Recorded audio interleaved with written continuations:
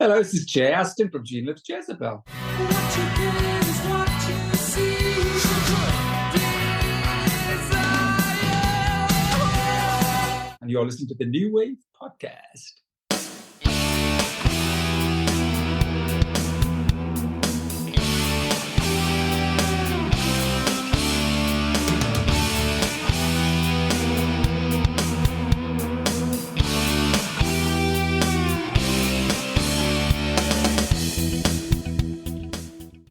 Well, hello there, all you New Wave maniacs. As always, this is your fearless leader, Steve. And I am T-Bone. Steve, how are you doing? Good, T-Bone. So we've got some unfinished business from our last episode. We were going to give away copies of the new Alarm album, and I believe you've got some shout-outs. Yes, I do. So the first winner of the two is going to be Sean Dahl. He's going to win that Alarm album and then the additional album of covers. And then our other winner, our second winner, is Lily El Sayed, and she will win that Alarm album and the live album that goes along with it. So congratulations to both of you. We will contact you by the email address you have on file. And we're looking forward to sending those your way. All right, T-Bone, now that we got that out of the way, let's jump into this new episode. We're going to be diving more into the punk side of the spectrum. We've got the band X. With no doubt, you're going to remember their iconic sound with such songs as Los Angeles.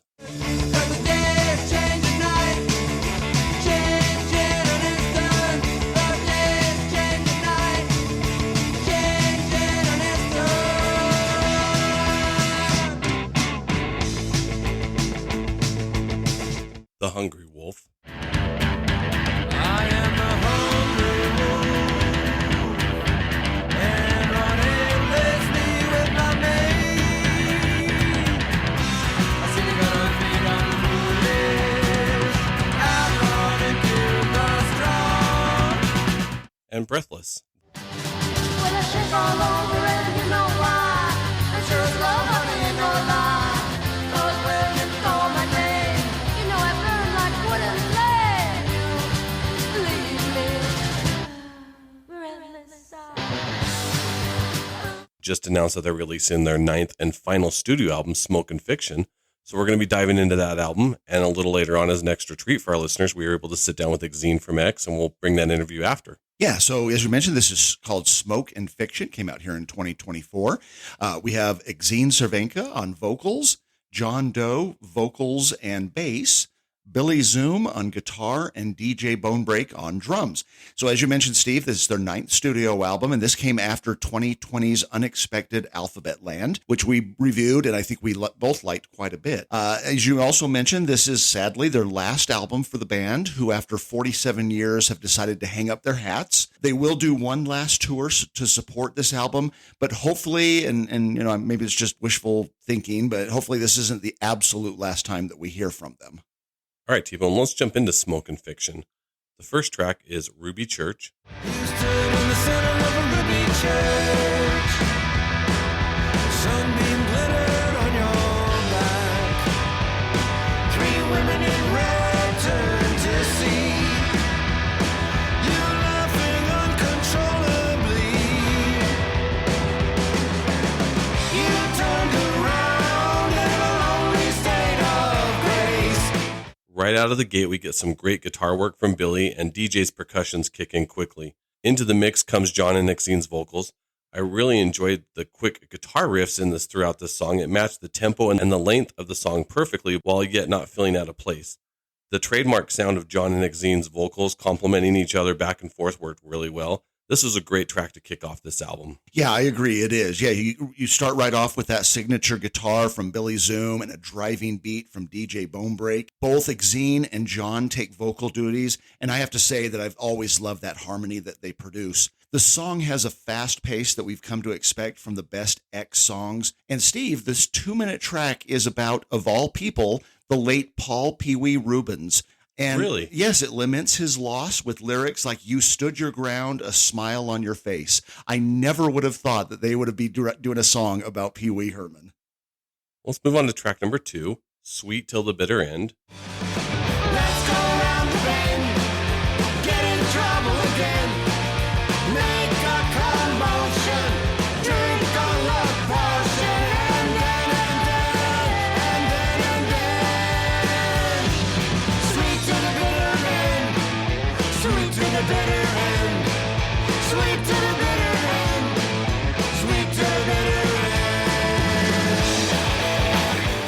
Driving percussions pick up the pace even further on this track. Exene takes the lead vocals with John coming in. I like the self-reflecting lyrics, which will become a fitting theme throughout this album, but the lyrics of Let's Go Around the Bend and Get in Trouble Again really connected and made this a song I really enjoyed. Yeah, while that first track took the punk pace seriously, this one revs it up to a degree or two. Once again, both John and Exene sing, but often they are pitted against each other, almost like it's a little vocal battle. And Billy's guitar work is definitely a highlight, especially towards the later part of the song where he really gets to turn it up. And the title does allude to the finality of their lengthy careers with X, one that has weathered all those years, and I completely agree with you. I believe it when they sing, Let's Go Around the Bend, Get in Trouble Again. That'll take us up to the third track, The Way It Is. That's just the way it is, like the moon and stars and sea. That's just the way it is. We'll have to set you free. That's just the way it is, the way it's gonna be, the way it's gonna be. Finally, after a couple of blistering tracks, the band slows things down a touch. Believe me, it's far from a ballad, but they know exactly how to get just the right tone. The vocals are very deliberately paced, and the way they blend together in unity is just perfect. Billy gets to add in one of his signature guitar solos late in the song. His playing, as always, is exceptional. And DJ's drumming, as good as it is, has to take a bit of a secondary position, but there is no doubt that his beats fit in just as they should. I really enjoyed the change of tempo we get with this track. This one has more kind of a somewhat bluesy type feel with it. That vocal delivery of John doing the lyrics, That's the Way It Is, was a nice highlight. And Billy's guitar work, while subtle, just added another layer for me on this track. All right, next up is the fourth track, Flip Side. On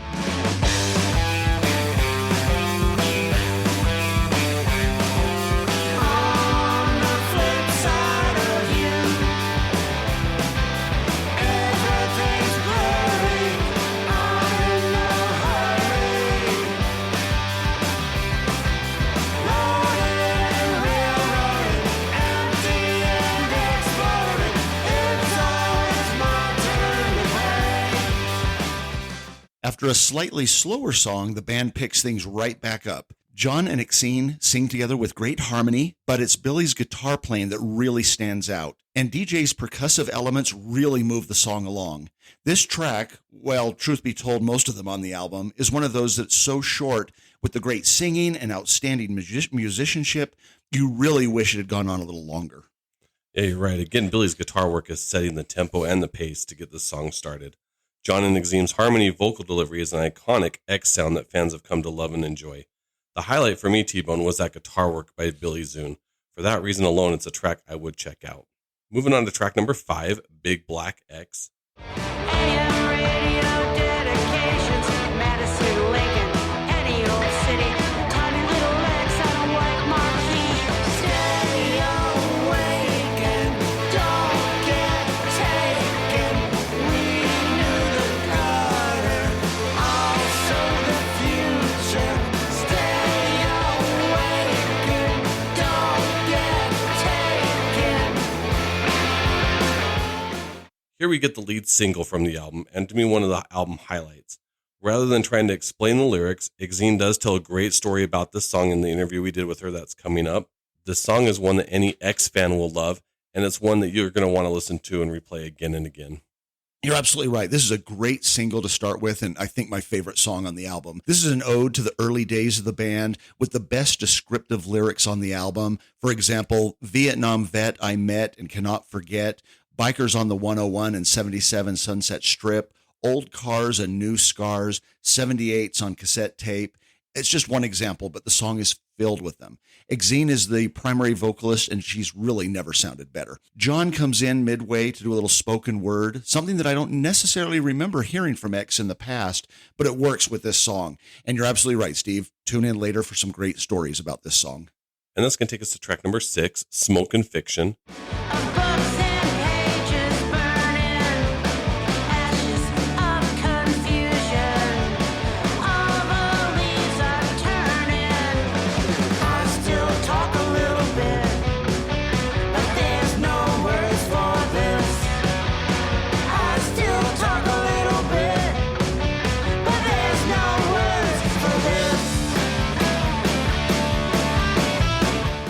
DJ's driving percussion shine on this track.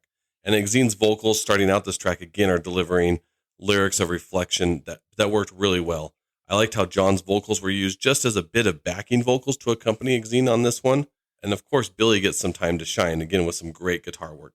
Again, this is another track I found myself really enjoying on this album. Yeah, the title track here is just another example of how the band brings all their music together so well.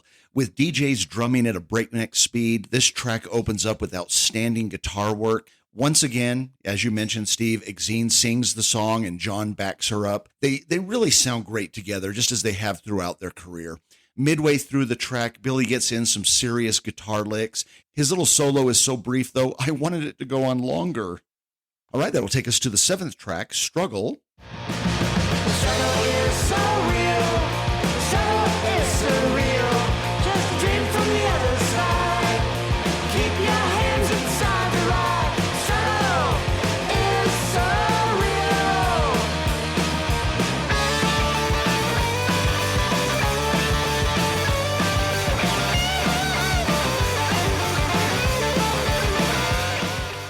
Now, I have to say that this song opens with a very similar guitar line as another great X track, How I Learned My Lesson, from the brilliant album More Fun in the Real World.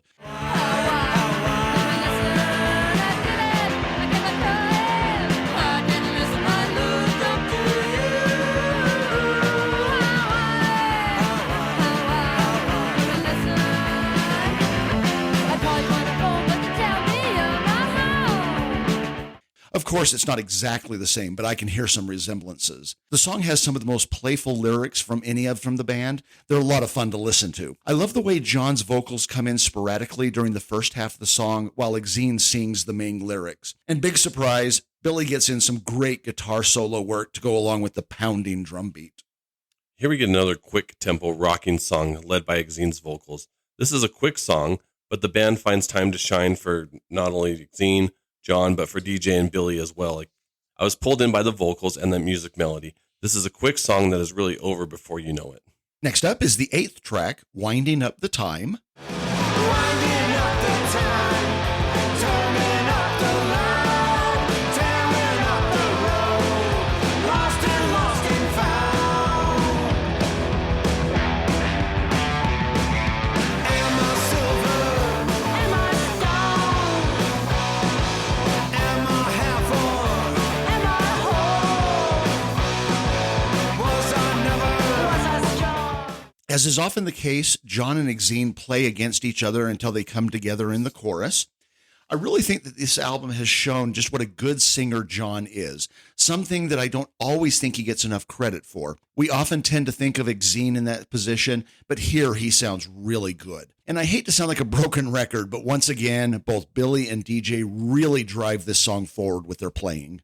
Yeah, T-Bone, this was actually another album highlight for me. This is truly one track where everybody gets to shine, from Exene and John delivering lyrics about winding down without coming across sappy or out of place.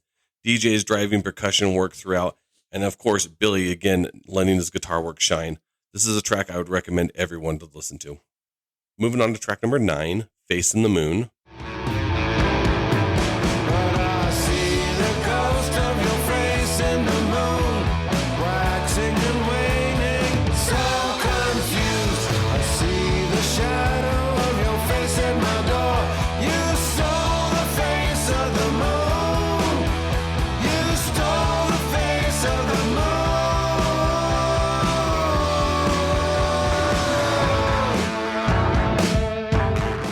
The bass line takes over this track, and it works very well. John gets to take front and center on this track by doing his bass and vocals to do a great job to pull you into this song. Once that chorus kicks in, I was all in on this track. Like most X songs, they are maybe over a bit too quickly. This is a song that could have went on for a bit longer, but again, that would have been something that maybe would have felt out of place for X. Yeah, I agree with you. And I don't feel like there's been a whole lot of use of the bass on this album. No, I think this is the first song I remembered it really distinctively. Well, and I think it's because DJ's, incredible percussion playing, and of course Billy's guitar work kind of drowns out the bass work on it. So it really is nice that we have that unusual opening bass and drum work on the album. So it really is interesting when you have that unusual opening bass and drum work on this song. It has a very grungy style before a more familiar musical pattern takes over. The percussion is fairly simple for the most part, but it works in relation to Billy's playing. For a change, this is one of those songs where John sings the lyrics with Exene backing him up. As with many tracks on the album, the lyrics give a very candid look at what their lives have been professionally over the past number of decades. Instrumentally, the song ends the same way as it began. It's a great way to frame the track. And this can take us to the final track on the album, track number 10, Baby and All. The stars of tonight never burn so bright. From our perch above, we send all our love as we start to fall, baby and all. Baby and all. Winding down this album, we get a track featuring John and Exene's vocals, greeting you like an old friend. DJ and Billy, as they have been on the entire album, are on point. The lyrics, such as "The stars are out tonight, never burn so bright, from our perch above, we send our love." This is a great send-off from X to their fans. Yeah, ending this short album, both Exene and John get to sing. Just as you say, Steve, Billy does his usual amazing guitar work, showing off how he can combine many different styles. This one is a little bit slower than some of the songs, though Billy's guitar make it seem more energetic than it truly is. You may have liked it a little bit more than me, Steve. I still think it's a great song to close things off. It's not my favorite on the album, but it still has plenty of things to make it interesting. Well, T-Bone, with this being the final X album, I'm happy to say X has done what most bands intend to do, but often do not. That is, they go out on a high note and leave the fans wanting more. Smoke and Fiction is not only a great album, but a great farewell for the band. While I'm not sure it was intentional or not, but one thing I found intriguing was this album is almost the same length as their first album, 1980's, Los Angeles.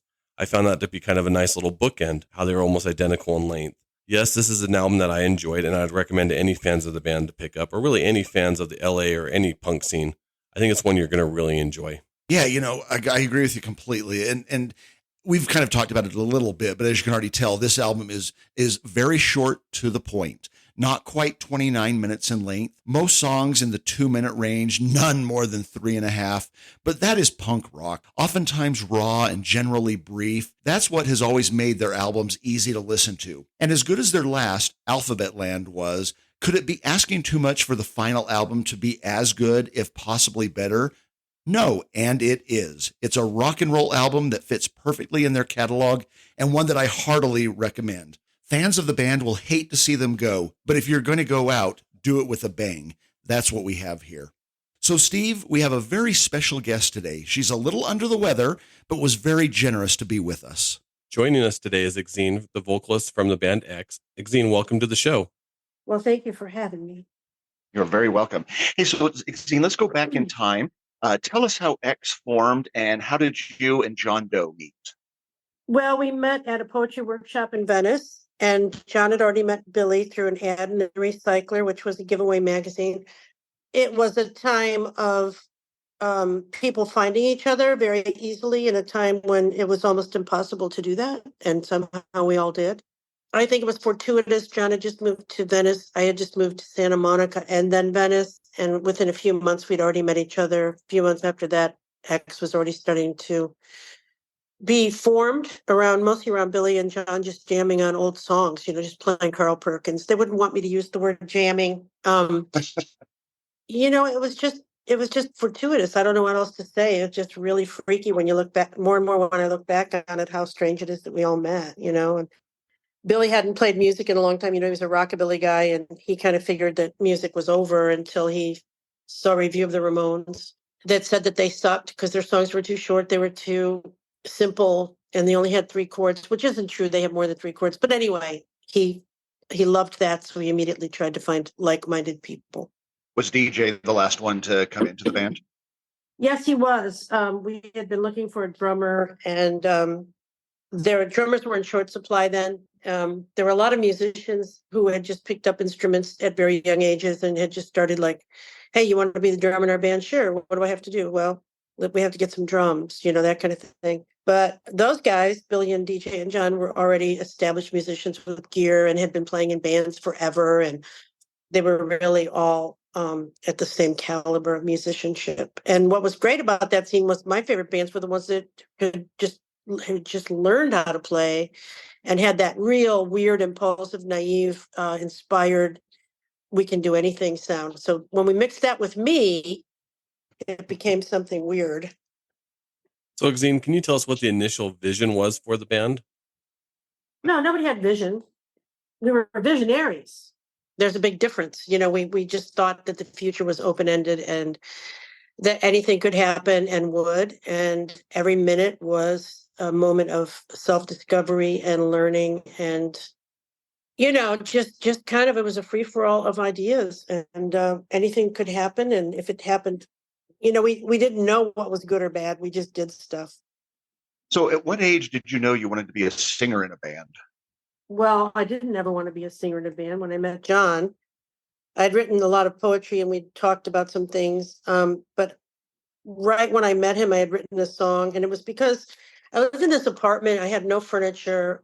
I was working in a small press library, and at night when the library closed, I would take the radio upstairs to my apartment, which was an AM radio, clock radio, and I'd listen to Wolfman Jack and sing and drink and have fun and smoke cigarettes and lay on the floor. And so one of my poems, I decided for some reason I would just make up a melody to it. And so I sang it for John because I knew he was doing some music, and he thought it was great and he wanted to do it with Billy. And I was just like, well, you mean this is good? It's good enough that you would want to do it in a band? And he said, yeah. And I said, well, then you can't have it because that's the only thing I ever had of any value in this world. I'm not just going to give it to you. I don't barely know you. And so he said, well, that's great. Why don't you sing it and we'll go play it? Let's start playing it. And kind of like had that moment of not backing down from that. I didn't really want to be in a band. I just wanted to write and drink and play music. I mean, listen to music, not play music, listen to music. And, I heard there were bands, and John started taking me in his car to go see some people play. And I realized anybody could do anything, so I'd give it a shot. And of course, was not very good at it, but I did have the lyrics and style, and that's all that mattered then. So, how did you guys come up with the name X for the band? Well, John and I were going in his car down Santa Monica Boulevard, and the Starwood was there, and we hadn't played there yet. It was mostly like hair type bands and stuff. And I think more like Rick Derringer and people like that, like internet, like national. And there were some names on the marquee that said like the somebodies and the somebody else's. And I said, that's stupid. What's stupid? Well, if I had a band, I would just have a big black X there. And he thought I meant a band called Big Black X. I said, no, I don't think bands should have to have names. I would just put an X. Why should you have a name? Why should it be called anything? Why should it be the somethings? That's so stupid. And so he decided, that's great. Let's do that.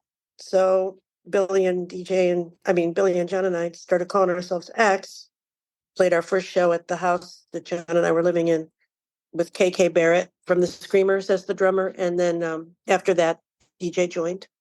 So you kind of mentioned it earlier, but X was part of that early 80s LA punk scene. I found other bands, as good as they were, like Circle Jerks and the Dead Kennedys, to be a little bit more hardcore. But Well, that in was some ways, later. Those bands were not the punk scene. The punk scene was the Were they a little Weirdos, the later? Screamers, the Screamers, the Bags, the Zeros, the Eyes, the Go-Go's, X, and another the Plugs. All those bands were the punk scene in Hollywood. Then the Circle Jerks were South Bay, and they were part of that scene a little bit, but they weren't part of like the mask scene like we were. The hardcore scene it arose separately with a completely different following, and a little bit, even though the Circle Jerks and the Black Flag were around when we started, that kind of was a different scene altogether, and their fans didn't like the punk scene, and they were much it was a whole different world. So when the punk scene was already started, when the hardcore scene gained prominence alongside of it. and so you guys decided to do your music just in a little slightly different way than some of the other bands that were there. Everybody did. I mean, the Plugs had their completely different sound. The Go-Go's and X and the Motels all rehearsed in the same room at the Mass. So you can see how different everything was. Okay. Everything was different. Every band was different. The show, I mean, look at the bills that the people played, And the Dead Kennedys and the Mutants and the Avengers and the Nuns and those bands from San Francisco had a different kind of sound. They had this whole kind of power to the people thing going on too, which was great. Um, and they were kind of a mix, I would say, of kind of like a hardcore punk pop thing. But the Dead Kennedys had that song "Nazi Punks Fuck Off" very early on, and I don't think that they were not into violence or anything like that. You mentioned him earlier, but Billy Zune is known for his incredible guitar skills and distinctive style. What is it like working with him in the band, and how does his presence influence the sound and dynamic of X? Well, Billy is unique. He is a classic rock and roll figure, personality in the same way as Jerry Lee Lewis or Chuck Berry or Iggy Pop in a way, or Johnny Ramone, in that there will never be another one. He's a brilliant genius musician. He's been playing music since he was 4. He can play so many different instruments, saxophone, piano, like everything. He can play everything. And he is a very unique personality and has an incredible, dry, brilliant sense of humor, which is constant.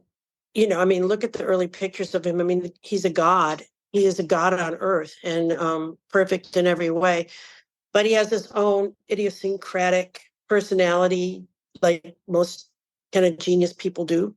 So you have to do that, because you have to know that, because when Billy says he's not going to do something, it's not because he doesn't want to. It's just it doesn't exist in his world to do it that way. Like he builds amps, and he's an electronic guy too. He's been making electronics and amps his whole life. He builds all his own equipment and things like that. Well, you ask him to turn down his amp, and he says no. And it's not because he doesn't want to, it's because he didn't put he has it set to a specific volume and tone, and that's it. It's like, no, I'm not going to turn it down. Why? Because I can't. Why can't you? Because it doesn't go down. So, he has these weird things that if you don't know him, he seems really difficult, but his brain just works differently. And, I'm so happy I met him. I think he's like, he's a historical figure, and I'm lucky to know him. Oh yeah. One of my probably I would say top 5 favorite songs of all time is "True Love Part 2." True love, true love, lay off, lean to.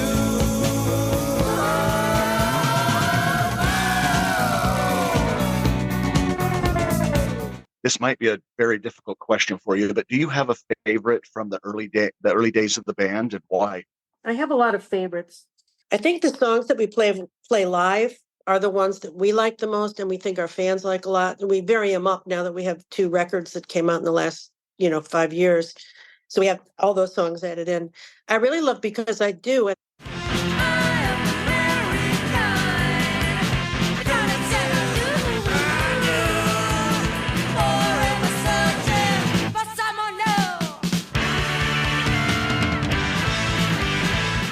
And that first song I was talking about, I'm Coming Over.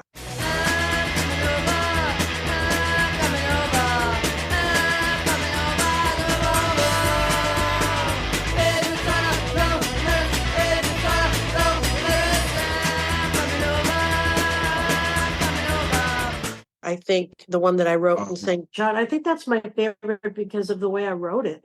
Because it just triggered this whole other thing. Like if I hadn't done that, who knows what would have happened? John and I might have started going to shows, and I might have hung out and drifted off with some of the other cool women of the scene and done fanzines and fashion and moved to New York or something, where my sister was living at the time doing stuff. But so that song's really special and inspired. But the other one I really love is The World's a Mess, It's in My Kiss.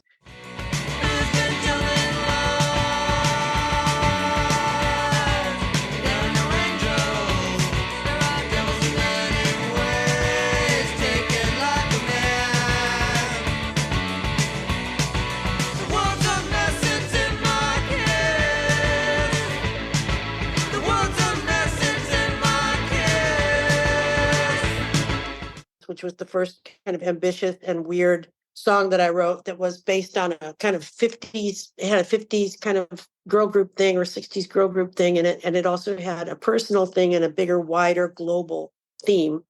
So those 2, I would say. But I really love I kind of love all our songs. There's only a few I wouldn't want to play live, and it's just I don't think they work as well live. Or I like the songs that have more emotional involvement by me, not the. But anyway, yeah, those. Okay, yeah, those are fantastic songs. When we reviewed Alphabet Land in 2022, we both really loved it. And we were still thrilled to see X in fine form. When we found that Smoke and Fiction was going to be released, we were, equally excited. Do you still enjoy recording new material? Well, I enjoy it more on the last two records. I loved working with Ray, but I didn't know what I was doing, and it was really confusing and hard. And I'd never felt like I measured up. And we didn't have great engineering on those records, and he did a great job. But they didn't sound quite as good as they could have. But that wasn't his fault. We were at the mercy of the time and what LA had available. New York and LA, New York and London had, their studios were still staffed with the people that did like the Led Zeppelin stuff, and Eno worked on the New York stuff. I mean, they just had a little better flow from the 60s into the 70s than LA did. LA was more of a harder kind of like Doors sound and Love and those bands. It went into more of the Fleetwood Mac Eagles sound, and then that became kind of the modus operandi status quo of the studio sound. And so it was hard for people to, and then there was, like Van Halen, it was hard for people to kind of go, well, what is this? What is this punk thing? How do we mix this? How do we record this? And look at her, we can't even put her on a record because she doesn't sing right. And so it was a battle. It was always a battle. So we worked with Rob Schnapp on the last two records, very similar to Ray in that he's really smart and encouraging and doesn't try to change us, but tries to say, this is your strength. This is your weakness. Don't do that. Do this, because when you do it that way, it's better. Not like you have to start from scratch. You're no good, Yeah, we've had a long ride. So a lot of different kind of facets, but it was fun working with Rob in the studio, and it was easy. That's the best thing about it. It was not stressful, and everybody just got along great and had great ideas. The band has a lot of arrangement ideas besides what John and I think of. So a lot of those made it in. So off the new album, the first single, Big Black X, and really I would say the entire album is very reminiscent of classic X, while it still is sounding fresh and new. Did you feel a connection to the earlier days with this material? Well, not really, because, I've been doing this for 48 years or something. So I don't really think of it as like that was then and this is now, because it's been a straight line of work. And when we weren't doing X with Billy, we were doing it with Dave and Tony. And when we weren't doing that, I was doing lots of solo records, and so was John. And all throughout that was Poetry and the Knitters. So it's been constant flows of different types of music going back and forth. You hear some of the rootsier early days of rock and roll to the bluegrass to the country all throughout our careers. So, no. And that's a fine answer. Well, the songs on the album, Smoke and Fiction, feel almost autobiographical and nostalgic. Can you share any experiences or memories that inspired these tracks on the album? Well, John and I were just sitting around, and I had written some prose about I wrote that Big Black X thing. I was just writing about like remembering like we'd get to a town and they'd have a marquee in front of the theater, because back then, there weren't a lot of clubs, so shows could be in a theater in Seattle. It'd be 1,000 people there, it'd be great, and then it could be in a little hall somewhere in Milwaukee. And I remember one time going to a town, I don't know what town it was, and there was just this tiny little X on the marquee. And that was the only thing, because they didn't have a big black X. They just had like regular sized letters. So if you're going to write like Tom Petty and the Heartbreakers, you're not going to have giant letters, right? So it was just this one little tiny X. So I wrote about that because it's funny. And then I wrote Big Black X on a white marquee, thinking about back when I said that and how funny it was that I envisioned this big black X and it turned out to be a tiny one. In fact, at one point we ordered from a company and got it in the mail, a bigger X, so that we could take it with us on tour. So when we played a theater, we could ask them to put it up there. And it wasn't giant, but it was bigger. But I don't feel it's nostalgia, like I said, because I feel like nostalgia has to do with longing and regret and wistfulness and, oh, if only things were good again. And I don't think any of us feel that way. Like, yeah, there are certain things we miss and certain things that are better now.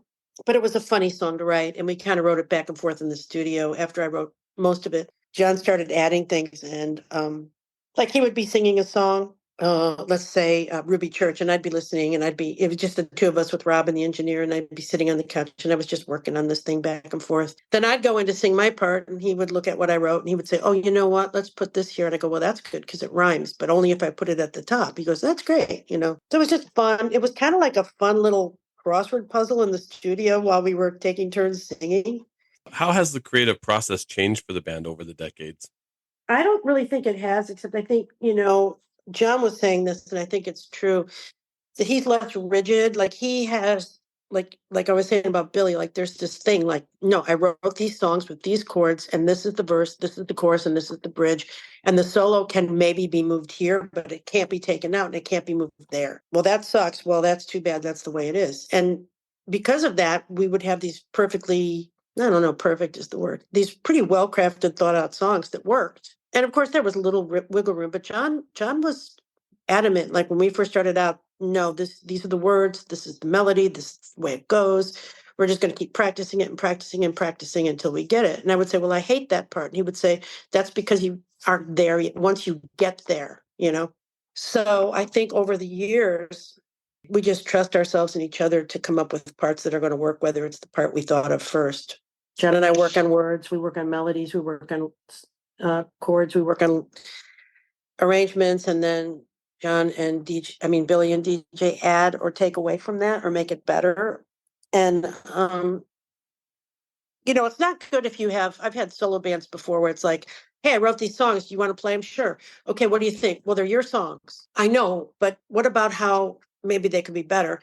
And then the kind of thing I get a lot from people on solo projects or other things I'm working with on people is, well, you're Exene, and that's great. You just do you. And I'm like, but I don't know who I am. I don't know if it's good. Help me. And sometimes people do, but sometimes it's kind of like they see it as like, wow, you have a great vision. I don't want to mess it up. But in X, we don't have that. It's like, that's messed up. Let's fix it. So this is kind of a slight change of subject, though you mentioned it very briefly a moment ago. I became introduced to the Knitters sometime back. I would definitely recommend to our listeners to look into them. How did that band come together? Well, John and I got asked to play a benefit, which was so rampant in the late 70s, early 80s. There was a benefit for everything every minute. And it might have been for Top Jimmy. So we were going to do like 3 or 4 songs, and he was going to do the acoustic guitar, and we were going to do our thing we'd always worked on a little bit, but weren't great at yet. And of course, he was, but I wasn't, which is like do a Hank Williams song or do the. And then he called Dave Alvin and said, would you do this with us? And Dave was sure. Yeah. Okay. And then right before we were supposed to play, somebody said, how do you want to be introduced? And we just went, what? Like, what do you mean? We're just going to play some songs. And Dave said, how about the Knitters? And we went, why? And he said, like the Weavers, the folk group, the Weavers. And we went, okay, we're the Knitters. We became the Knitters. And then, well, can you play a benefit for this? Can you play a benefit for that? Can you play a benefit for these people? And that's when we asked DJ and Johnny Ray if they would play with us now that we had a name, and started practicing and playing shows. And we just did lots and lots and lots of benefits. And at the time, it was hard to mobilize. And the Blasters and X, those were our bands we made a living. You couldn't play like Club 88 and the Whiskey in a month and then play a benefit, because then those clubs would say, well, you played a benefit and 800 people came, so we didn't sell out. So we're not going to pay you $1,000. We're going to pay you $600 because you diluted your worth. At the time, I think Phil and Billy they weren't against benefits necessarily, but I think there was a thing of like, we barely make a living. Why should we play a show and give the money to someone else who's barely making a living? Can we play a benefit for ourselves by getting the money? And DJ, well, I guess DJ and Johnny Ray, but we all thought, no, hell, we want to help people. So we'll keep this as a benefit band, and then those bands can make a living. That would be great. Then that became too much benefits, and then the Knitters could make a living too, and then we made a record. Awesome record. Then we did a second record, not that, 12 years ago. The Modern Sounds of the Knitters, our follow-up. Our 20-year later follow-up. I love that band because it's all about humor. It's all about great American music, but also humor and just ridiculousness. It's very, mini Pearl-ish. We all have a pretty good sense of humor, so it works. So going back to your time with X, do you have any memorable live performances or tours that you've been that have taken place? They're all memorable. They're all memorable, completely memorable for various reasons. I think what the biggest thing that happened to us was when Pearl Jam took us to South America, Mm. Mexico, and Central America, which was beyond anything I could have ever imagined happening in my life. It was just we were treated well. We stayed at really great hotels. We were taken care of. We got to play to all their fans who loved us and knew who we were when we got. When you play South America with Pearl Jam, they're bigger than the Beatles. Mm. If you're opening for them, everyone in those countries finds out everything about you, downloads all your music, and is already singing along when you hit the stage for your first show. I met so many fans because I was hanging out. Pearl Jam can't hang out, but I could hang out. So I would hang out and hundreds of people would surround me and start talking to me. And I learned a little bit of Spanish and not really too much Portuguese, but I'd learned some Spanish anyway to communicate with people because they wanted to know how Pearl Jam was and what they were like. Could you get this letter to them? Tell me about you. It was just, it was South America, Mexico, and Central America are magic. The people are magic. It was a magic experience. It's something I will never ever forget. We're eternally grateful to them. They did not have to take anybody. They could have put a Mm. scarecrow up there for an hour and everybody would have been just fine. There was just the kindness of their hearts and their gratitude towards X and the punk scene and the people that came before them. They're everything that rock and roll is about. And I've had some people say, yeah, but do you like their music? It's like, I do like their music. I think they're a great band live. More than that, does that kind of stuff. Only them. Only Mm. them. They're heroes. They're heroes. Mm. They're gods. And the other thing was when we got to be celebrated by the city of Los Angeles in 2017 for like a lifetime of whatever.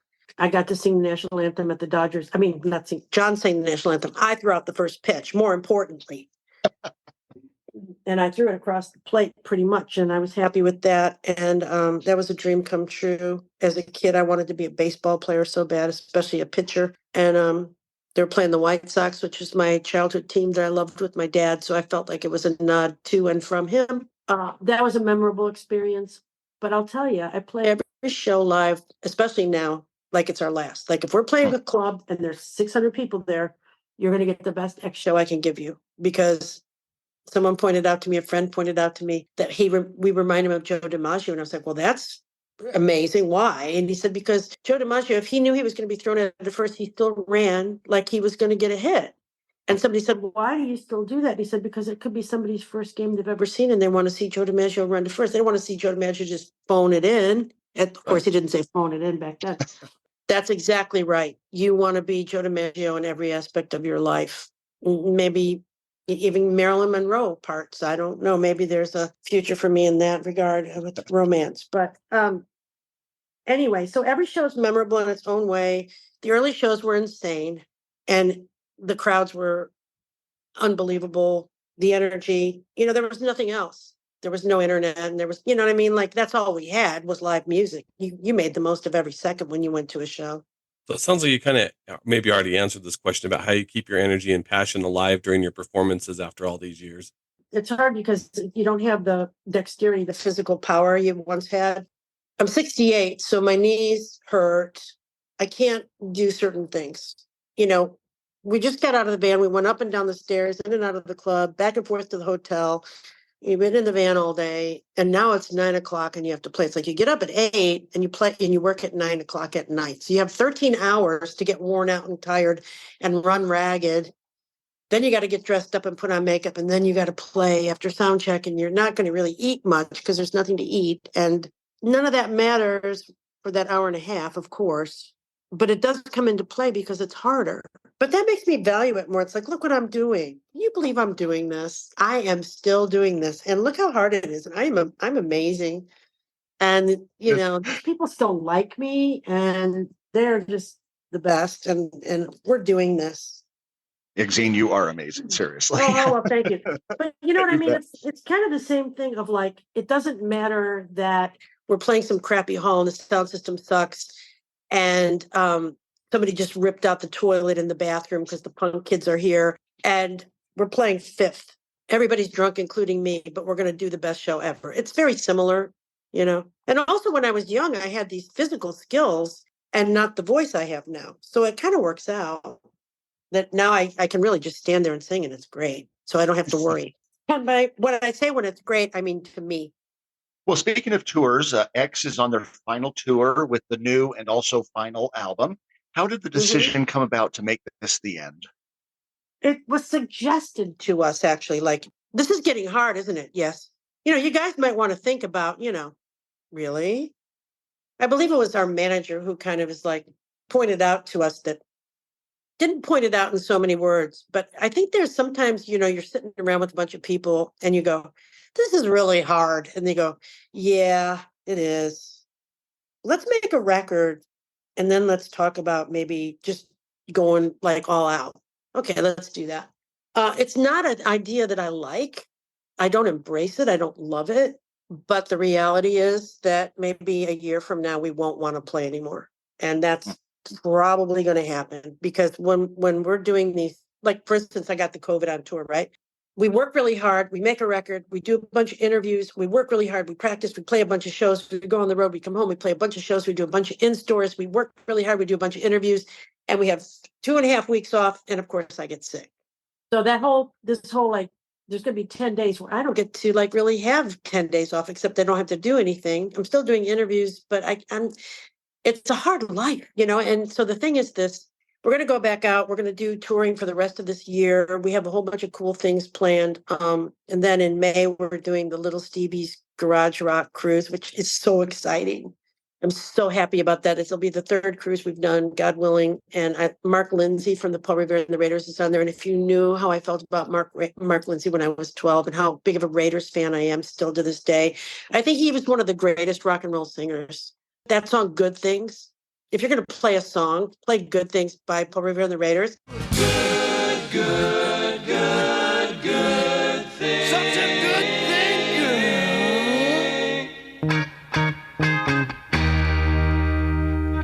And listen to that guy and think of being a 12-year-old girl in Illinois or 13-year-old girl in Illinois in the middle of nowhere going, if only I could go see the Raiders play. And he's going to be on that cruise. And, those are weird things in life that happen. But it's amazing that we're all, people that are still here. And that includes the fans and all that. The Knitters got together and played a show in Austin, and it was because Mojo Nixon asked us to play his kind of anti-Southwest by Southwest thing for the 25th year he's been doing, and he died on that last Outlaw cruise. Yeah. And it was kind of a celebration of his life that day. It was really tragic because he was just again like one of those people. There's only one ever in the history of rock and roll, Mojo Nixon. It is so sad that he's not here. So you make the most of those things, and so we're looking forward to that cruise.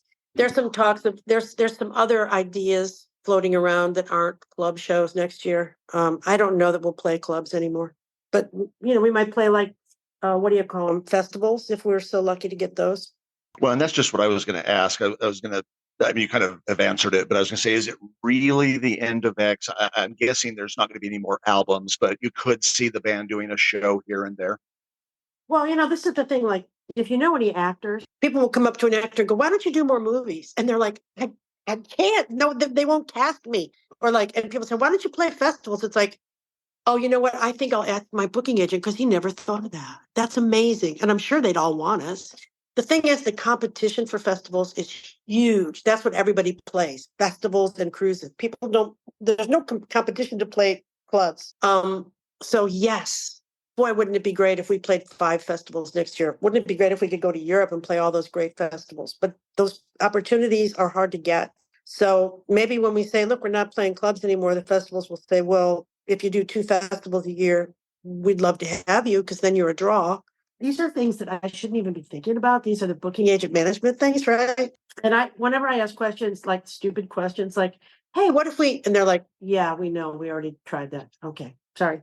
And also, there's not a lot of bands left to open for or get on a bill with. So we'll see. John and I do a lot of solo shows. We just did a run with the Psychedelic Furs, just the 2 of us, and that went great. Their audience is already used to us because X plays with them a lot. Who knows? I mean, we just don't know the future. And that's one reason I don't like saying it's our last tour and our last record, even though I know it is because, like, I don't know. I don't want to be so arrogant to pretend like I know God's plans for me. I don't know. Well, Exene, the final question I have for you is, what do you think the lasting impact of X on the punk and alternative music scenes will be? Well, it's there. That's for sure. It's a tangled up mess, really. Because there's so much involved with that. It's not like, let's say again, let's do the acting thing. Let's say I'm this actress, and let's say I'm Greta Garbo. You know, her legacy is that Garbo speaks, and that she was really reclusive, and was she gay or whatever, and she was beautiful, and where'd she come from, and how cool it was, right? But it wasn't also about like politics, and it wasn't about social changing society or fashion as much. You know, it's like I think we have an iconographic role in that we kind of paved the way for individuals to pave the way for other individuals, I would guess. And that was not just music, it was writing and style. A lot of people say, "Oh, you're such an icon to women." And I'm like, that's cool. I don't really think in terms of dividing people up into categories. I just think that if you're an individual and you have your own vision of who you want to be, you seek out other people with that. They can be men, women, gay, straight, whatever. And I don't want to limit our choices to those categories, certainly, these days. But I don't know. I think that it's just being an inspiration to people. And I also feel like it's the gift of happiness to people. Like we made a lot of joy in the world for people. We gave people a really good time. So maybe we were great providers of happiness. Absolutely. Well, Exene, thank you so much for being with us today. It has been an absolute pleasure. We know our listeners will miss seeing X live, but the music and history that you and the band have given us will always live on. Thank you so much. Well, thank you so much. Let's hope it's a long, winding down process, and hope to see you again in the future. We can always talk. Absolutely. All right. Thanks, Exene. Okay. Really appreciate it. Take Thank care. you. Bye. Well, once again, thanks to Exene for taking time out of her schedule and on her down days to join us to talk about the band, the career, the new album. If X is going through your town, I highly recommend seeing him because you don't know when you're going to see him again. T-Bone, looking ahead on our next review episode, we're going to be jumping into the latest from Mark Almond. We'll see how we feel about that. I had some reservations on that last Soft Cell album. I think I'm finally through my trauma. And we've also got the new one from the Blow Monkeys. Yeah, I'm really looking forward to this one. It's going to be interesting to see what your thoughts are on, especially on Mark Almond's album. Steve, he had a long history after Soft Cell. And so will we see Soft Cell? Will we see Mark Almond? It'll be interesting to see. We hope you join us. If this is your first time listening, we thank you and ask that you please subscribe. That's a great way to support us. And if you enjoyed this episode, please feel free to leave us a 5-star review. You can also find us on YouTube, Instagram, and Facebook. Just search for New Wave Music Podcast. We'll catch you on the next episode.